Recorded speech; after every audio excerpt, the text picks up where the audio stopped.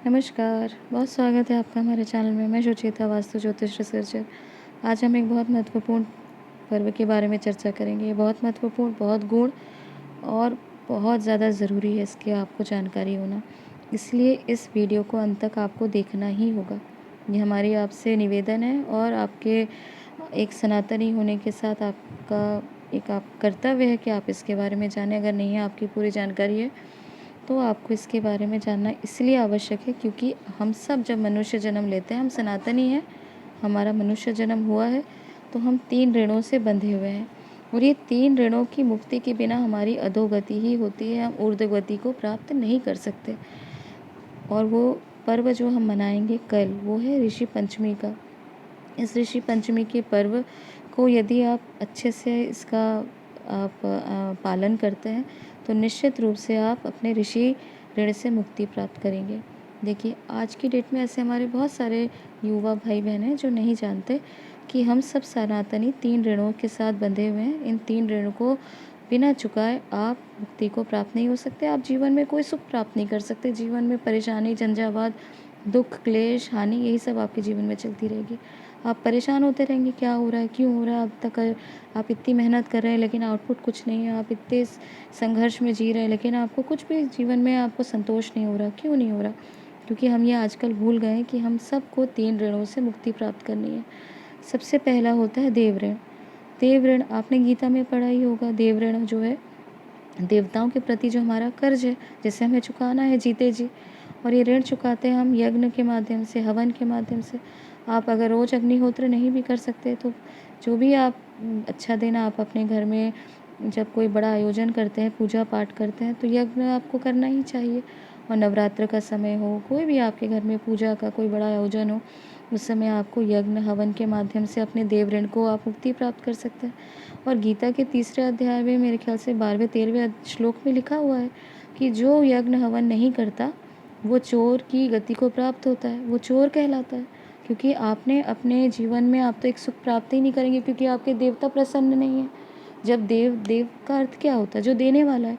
आपको कौन क्या देगा? जब देवी शक्ति आपके ऊपर प्रसन्न नहीं होगी तो देव ऋण के माध्यम से आप जो यज्ञ हवन आप करेंगे तो आपके जीवन में वापस जो पुनः जो है आप सुख को, अन्न, धन आदि जो चीज़ें आप प्राप्त करते हैं, शांति, संतोष, ये कहाँ से मिलेगा?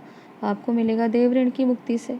इसीलिए आप समय समय देव जो है इन ऋणों की आप मुक्ति के लिए प्रयासरत रहते ही हैं। और सबसे महत्वपूर्ण बात है, आप प्रकृति में बैलेंस के माध्यम से भी आप देखिए अपने देवी ऊर्जाओं को आप बढ़ाते हैं, देवी शक्तियों को प्रसन्न करते हैं। आप पेड़ लगाएं, आप जीव जंतुओं को हानि ना करें, आप सात्विक जीवन जिएं। आप जितना इन नियमों का पालन करेंगे, देवताओं की प्रसन्नता, संतोष, शांति आपके जीवन में, उतना आप अपने जीवन में सुंदर सुख को देखेंगे। उसके बाद महत्वपूर्ण ऋण होता है, वो है पितृ ऋण। पितृ ऋण बहुत ही महत्वपूर्ण होगा और अब अगले 10 दिन में आपको एक बहुत पक्ष प्रारंभ होने वाला है। पक्ष अर्थात 15 दिन का समय। इस पक्ष में आप 15 दिन जो है अपने श्राद्ध रूपी एक पर्व का हम पूरे 15 दिन मनाते हैं।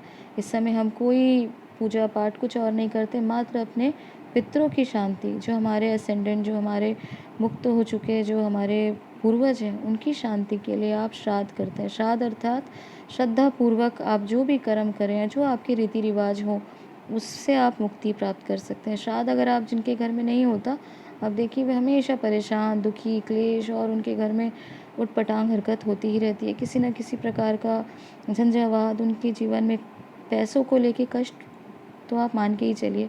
क्यों? क्योंकि पितृ आपके 2 डिपार्टमेंट कंट्रोल करते हैं जीते जी। पहला है आपके संतान का। आपका संतान के साथ आपका संबंध कैसा है, आपकी संतान किस प्रकार की है, आपको संतान से सुख है कि नहीं, ये आपका कौन कंट्रोल करता है? आपके पितृ, आपके पूर्वज। दूसरा, आपके पास धन कैसा होगा, आपका स्टेटस कैसा होगा, अर्थात पैसों से जुड़ी हुई आपके जीवन में क्या समस्याएं होंगी या आप बहुत ज़्यादा सुखी, समृद्ध, सफल व्यक्ति हैं। आप कैसा पैसा कमाते हैं, आप कितना पैसा अपने जीवन में सुख भोग करते हैं, धन, समृद्धि, ये दोनों चीज़ें कौन देखता है? पितृ, पूर्वज। तो अगर आप जीवन में सफलता चाहते हैं, पैसा चाहते हैं, धन चाहते हैं, तो आपको पितरों के संतोष के लिए उनकी श्राद्ध आदि जो जो आपके रीति रिवाज हैं, तर्पण है, श्राद्ध कर्म है वो आपको करना ही चाहिए। और यहाँ पे आप ये ध्यान रखिएगा, महिला या पुरुष ऐसा कुछ भी नहीं है, आप महिला हो या पुरुष हो, आपके जो नियम बताए गए हैं आपको उस माध्यम से, क्योंकि सनातन धर्म परंपरा में लिखा है कि एक महिला कम से कम जल तो दे सकती है, जो हम आपको आगे बताएंगे। हाँ, आप बहुत सारे ऐसे नियम हैं जो पुरुषों के लिए ही बताए गए हैं, परंतु गाय को हरा चारा अपने पितरों के माध्यम उनकी शांति के लिए ये तो आप कर ही सकते हैं। आप अपने पूर्वजों के लिए क्या कर सकते हैं वो तो आपको करना ही चाहिए। एक महिला या पुरुष होने का इसमें कोई वो मत करिए, क्योंकि जब आपके पूर्वज आपको उतना ही प्यार करते हैं जितना आपके भाई या आपके बेटे को, तो आपको भी अपना ध्यान रखना चाहिए, हम सब का कर्तव्य है। और वैसे भी कोविड का समय, आप देखिए कोविड के समय कितनी ही आत्माएं अतृप्त चली गई, कितनी ही आत्माएं दुख और परेशानी जो दुख मतलब कितना ही उनका जीवन जो है कितना दुखदायी अंत को प्राप्त हुआ, और उनको पूर्ण जो जिस प्रकार से क्रियाक्रम किया जाना चाहिए था उससे वो पूरी तरह मुक्त नहीं हो पाई, उनकी आत्माएं आज भी भटक रही। इसलिए आप देखिए प्रकृति पर्यावरण किस प्रकार से असंतुलित हो चुका है, आग, कहीं एक्सीडेंट, कहीं बाढ़, कहीं कुछ क्लाइमेटिक चेंज, ये सब ये पितरों का भी इसमें, क्योंकि असेंडेंट सोल जब तृप्त नहीं रहती, सुखी नहीं रहती और उनको पूरी तरीके से जब शांति प्राप्त नहीं हो पाती, तो ये सारे उत्पात आज हम देख पा रहे हैं। और इसका एक सबसे बड़ा कारण जो है वो ये इनसे सारी चीज़ों का वो हमारे जो है आसपास जो पितरों के असंतोष है उसका भी एक बहुत बड़ा कारण है। वापस हम अपने विषय में आते हैं, ऋषि ऋण। ऋषि ऋण सबसे महत्वपूर्ण ऋण है। अगर ऋषि ऋण को आपने नहीं अपने जीवन में उसको नहीं दिया, अपने ऋण से आप मुक्ति नहीं प्राप्त किए, तो आप अपने जीवन में कभी भी पूर्ण रूप से सुख सौभाग्य को प्राप्त नहीं कर पाएंगे। क्योंकि ऋषि ऋण एक ही ऐसा ऋण है जो आपको मनुष्य और एक जानवर से आपको अलग बताता है। एक मनुष्य और एक जानवर में डिफरेंस क्या है? उसके ज्ञान का, उसके विवेक का। अगर एक जानवर जैसा ही जीवन अगर आप अपना देखें, जो ऋषि ऋण की मुक्ति नहीं कर पाते, उनको जीवन में कितने दुखों को, कितने परेशानियों का दुख उठाना पड़ता है। ऋषियों का, सिद्धों की जब आप शरण में जाते हैं तो आप देखें कि ये इन पापों से ही मुक्ति नहीं होती, आप अपने जीवन में अनेक मनोकामनाओं को भी पूर्ति आप कर सकते हैं। आपकी मन इच्छा है, आप कुछ चाहते हैं जीवन में, तो वो भी आपको देने वाले ऋषि हैं।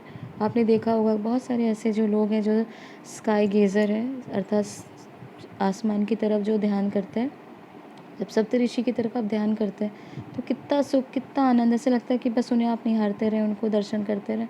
क्योंकि जब वो आप उनको देखते हैं उसी से आप जब आपको इतनी शांति प्राप्त होती है, तो जब आप ऋषि ऋण को आप मुक्ति प्राप्त करेंगे तो आप सोचिए कितने सहजता से आप अपने जो है इस उनकी कृपा को प्राप्त कर सकते हैं, अपने किए गए जो है पापों से आप मुक्ति प्राप्त कर सकते हैं। इसीलिए आपको हमेशा ध्यान करना चाहिए, क्योंकि बहुत सारे संकुचित सोच के बहुत ही कम जो लोग इसके बारे में नहीं जानते, बस यही बताएंगे कि प्राचीन काल से सनातन धर्म में परंपरा है कि महिलाओं को कुछ दिन कुछ काम नहीं करना चाहिए, मंदिर में नहीं जाना चाहिए, पूजा आदि रसोई में नहीं जाना चाहिए।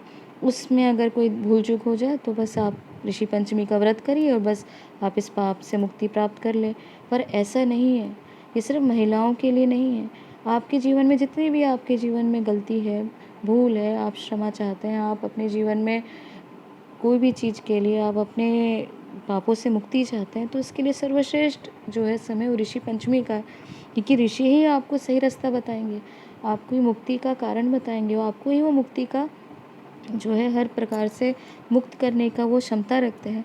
और इसीलिए हम कहते हैं कि जब ऋषियों के आप सानिध्य में जाएंगे तो अनेकों पापों से ही मुक्ति नहीं प्राप्त करेंगे, आप सिद्धियों को भी प्राप्त करेंगे, अनेक सुखों को भी प्राप्त करेंगे, और जो आप चाहते हैं अपनी मनोकामनाओं की पूर्ति को भी प्राप्त करेंगे। क्योंकि वही है जो आपको एक मनुष्य की योनि में आपको जो धारण करके आज आपको इतना श्रेष्ठ, आप मनुष्य में हैं, मनुष्य जाति में अगर आपका जन्म हुआ है तो अपने इस ऋण को आपको मुक्ति पानी ही है। अन्यथा जैसे मैंने बताया कि अधोगति तय है और जीवन में अनेक दुख, क्लेश, परेशानियाँ उठानी ही पड़ती है। और सबसे महत्वपूर्ण इस पर्व में आपको ध्यान रखना चाहिए कि आप कम से कम अन्न का ग्रहण ना करें, अन्न को त्यागें। ऋषि पंचमी के दिन ये बहुत महत्वपूर्ण है। और पूजा पाठ जितने भी कर्म कांड हम करते हैं उसमें अगर छोटी मोटी या बड़ी भी भूल हो गई तो उससे मुक्ति के लिए ऋषि पंचमी का दिन श्रेष्ठ ही होता है, इससे बड़ा दिन नहीं हो सकता। और सबसे महत्वपूर्ण बात यह है कि इस दिन जल और फल ये दोनों वस्तुओं का ग्रहण करके आप अपना ये जो है नियम को पालन करें। और अपने ऋषियों का ध्यान करें, उनके प्रति श्रद्धा भक्ति और उनका जो है उनकी प्रसन्नता के लिए जो भी आप कर सकें उस साधना जितनी भी सेवा साधना करें। और ये जानकारी मुझे लगता है आपके लिए महत्वपूर्ण होगी। आप कल का जो दिन है उसका पूरा लाभ उठाएंगे और अपने ऋषियों की, अपने सिद्धों की, मुनियों की आप अपने माध्यम से इसकी शांति का, उनको तृप्ति का माध्यम बनेंगे। ये जानकारी यहीं तक। धन्यवाद।